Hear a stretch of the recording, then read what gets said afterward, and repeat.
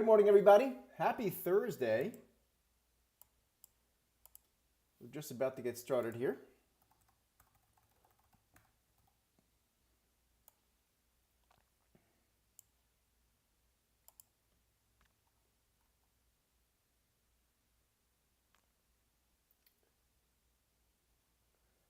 All right. Good morning, everyone, and happy Thursday. Serge Berger here from thestudytrader.com. We're going to get right to it. If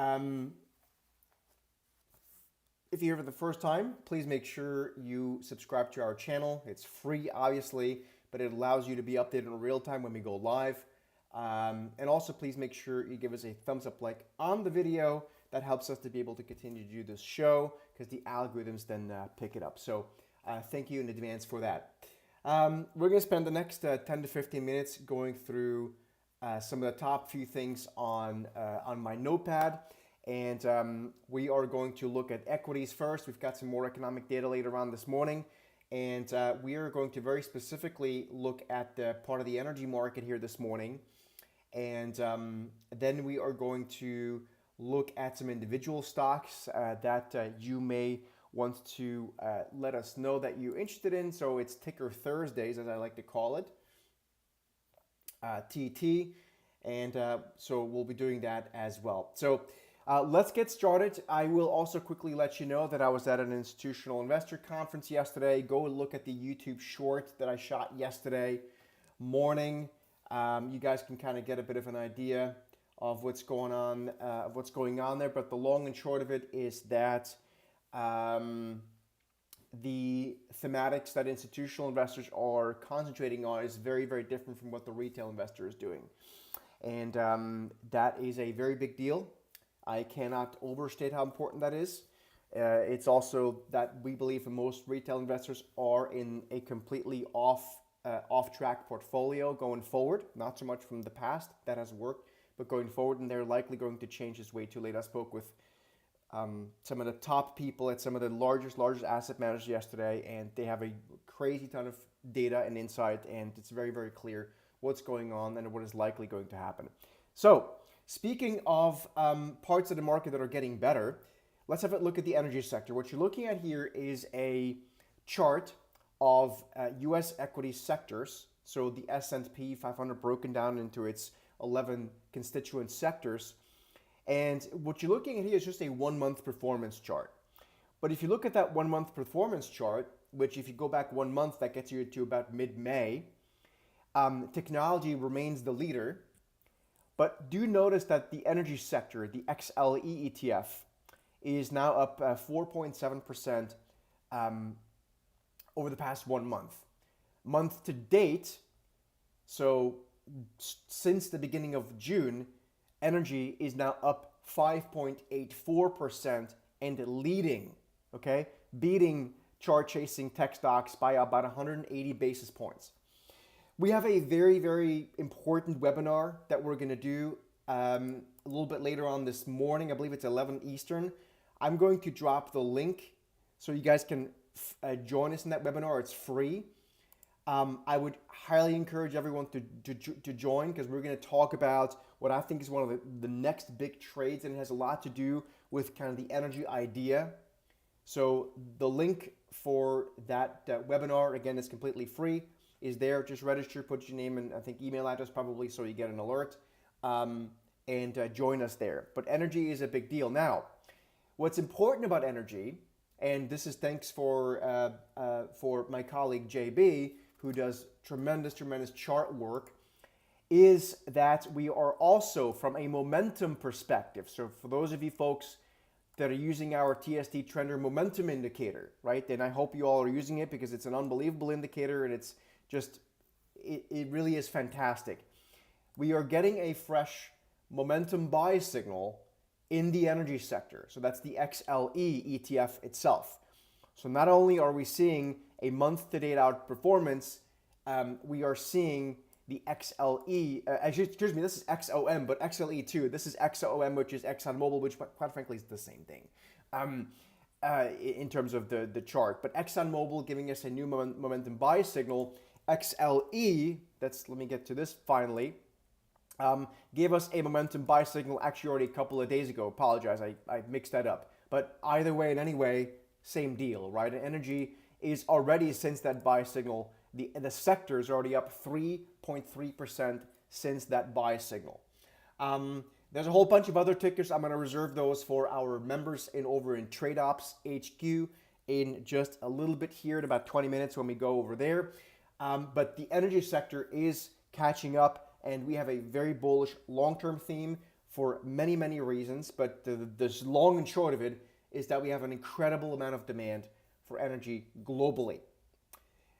Speaking of energy and sort of the related trade, it is important to keep in mind that the materials, and this is particularly now silver, palladium, platinum, continue to act very well. If you look at platinum, and I actually made a video that is going to hit this morning as well, so you guys will hopefully receive that one. If you look at platinum, and you can look at platinum through either the futures or PPLT, the ETF. PPLT, I'm going to type in that ticker into the chat box so you guys can follow us. PPLT. Now, what's important when you look at PPLT, you want to look at it, or at least I want to look at it, through a long-term monthly lens. And, oh, excuse me, it's loud as hell out there for a second. 1 second, we go past here. There you go. Okay. All right. Now, PPLT hasn't existed for that long. It's only been around for about 15 years. But you can see even on this chart, there is a very, very substantial breakout taking place on the monthly chart. Now, the month isn't over. We're only in the middle part of June here. But if this were to stick a landing at the end of the month, this would be an unbelievable breakout. Now, where it gets even more interesting is when we look at the platinum futures, which of course are just all they are basically underlying for PPLT, if you will. Here we have a lot more data because the futures have existed for way longer than the PPLT ETF. Okay, does everyone understand that dynamic? It's really important to understand that that this just all we're doing with the futures here is tracking the underlying. If the PPLT breakout or the platinum trade breakout would stick a landing on a monthly chart, you're talking about an absolutely enormous breakout. Now, again, that does not mean that platinum will have to continue going higher at that rate over the next immediate number of weeks, because this is a monthly chart. So each one of these bars is 1 month. It can easily consolidate for a few months. But to give you some reference points, the last time platinum had a major breakout, which took place basically in 2003, it then consolidated for a few months, but after that went on an absolute epic tear of about 260%. If platinum were to rally 260% from here, it would rally probably close to the low 4,000s.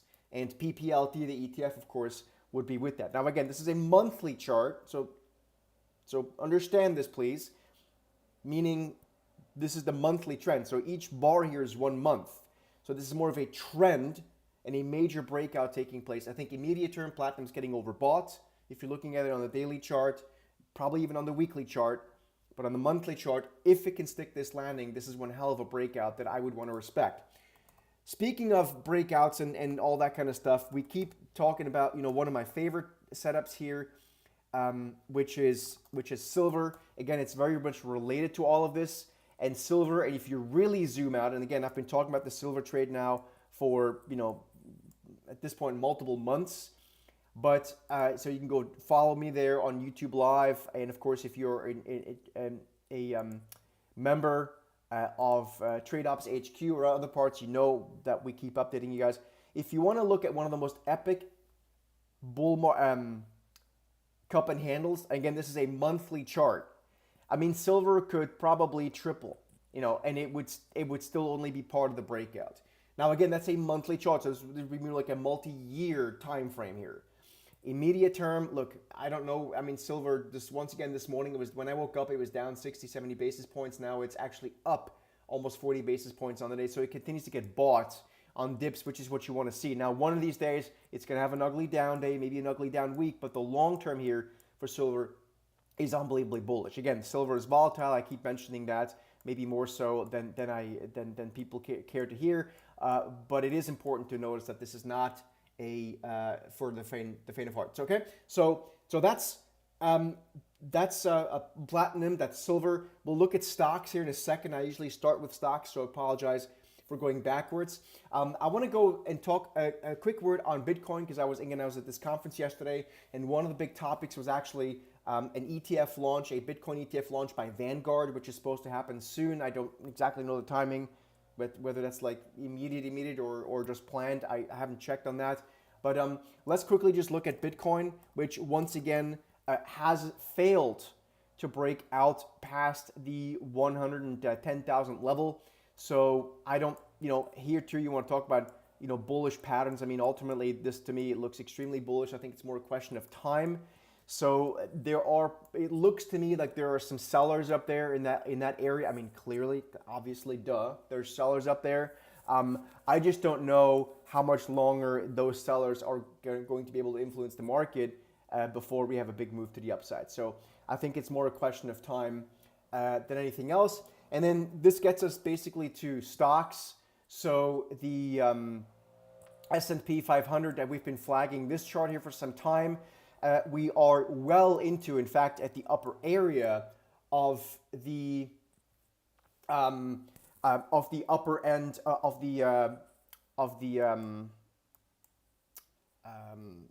this range here we call it the consolidation range, and so I think we have this wedge pattern here that we need to respect. I wouldn't want to be like extremely short, although if you're an Inner Circle member, you are going to receive a trade alert today for an initial short, a cute one on the SPY. So that's what's going on. So I just want to respect this.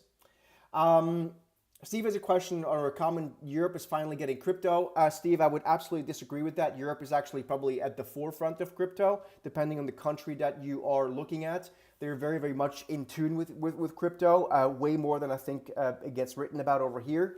I can tell you this firsthand. I'm very closely tied in with that. So don't discount that. They are very, very, very, very much at the front of that. And, country by country, obviously a bit differently, but they get it. They really get it. Trust me. They want to get it.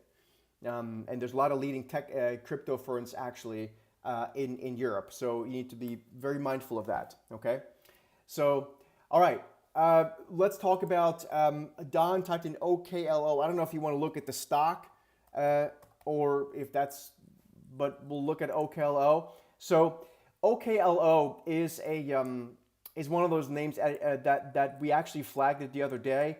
It's breaking out here as far as the chart is concerned. These are the kind of things that you want to trade from a breakout perspective. Just be mindful that they can reverse very quickly. But yes, it's a classic breakout, and I believe we actually had a trender buy signal there a while ago that I flagged. Yeah, so we had so this is really cool, right? So this is where the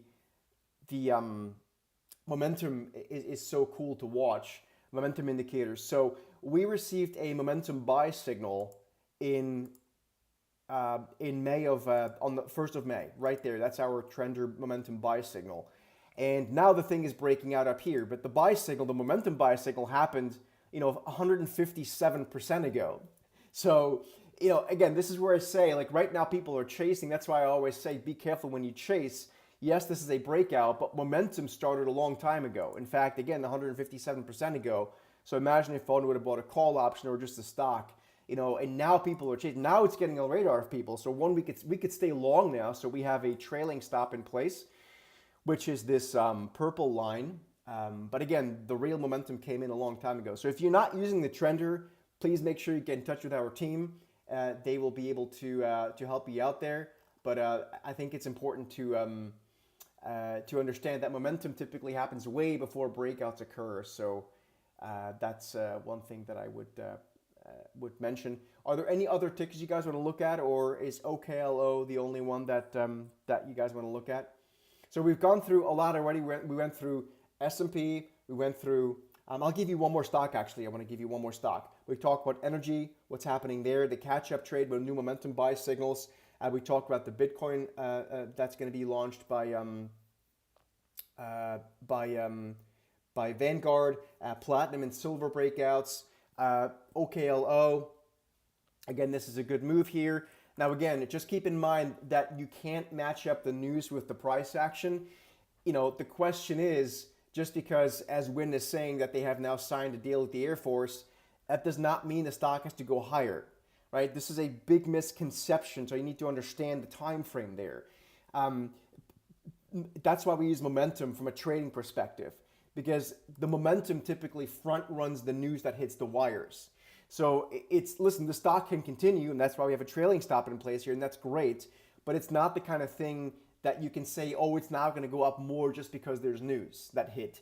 The news was being priced in 157% ago when we got a buy signal. So I hope that makes sense for everyone. I want to give you one more stock, and that's Alcoa. I've mentioned it before. We actually added it this morning to our active watch list on the Market Rover. So Market Rover members, you will have that not only in your email later, but also it's inside the Market Rover. We typed it up. Alcoa is now on the active watch list. And so we can draw lines here and do the usual thing. So there's breakouts here. Alcoa, of course, is a large aluminum company. And I think this one here has potential to move a lot higher over time. I would like to see it be able to hold sort of above 30.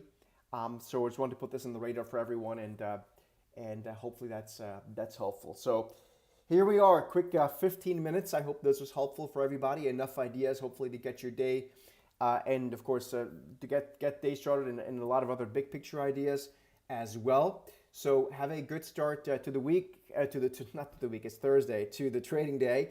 As you know, we don't do this show on Fridays. So we'll be back here on, I believe, Monday. I know I have a flight to catch at some point. I'm going to imagine we're back here Monday morning. Hopefully, if not, certainly Tuesday morning. I just have to check what time my flight is on Monday. But I think it might be tight. I'm not sure. Maybe I can do it from the airport even. But anyway, have a great weekend. Have a great day. Any questions, let us know. And if you are a TradeOps member, we'll see you over at TradeOps HQ in just a few minutes for the day here. Thanks so much. And again, if you haven't done so yet, please make sure you subscribe to the channel. It's totally free. And you give us a thumbs up, like, so we can continue to do this show. And of course, more importantly for you, so that you get updated in real time when we do this analysis live. So thanks so much, and we'll see you guys soon.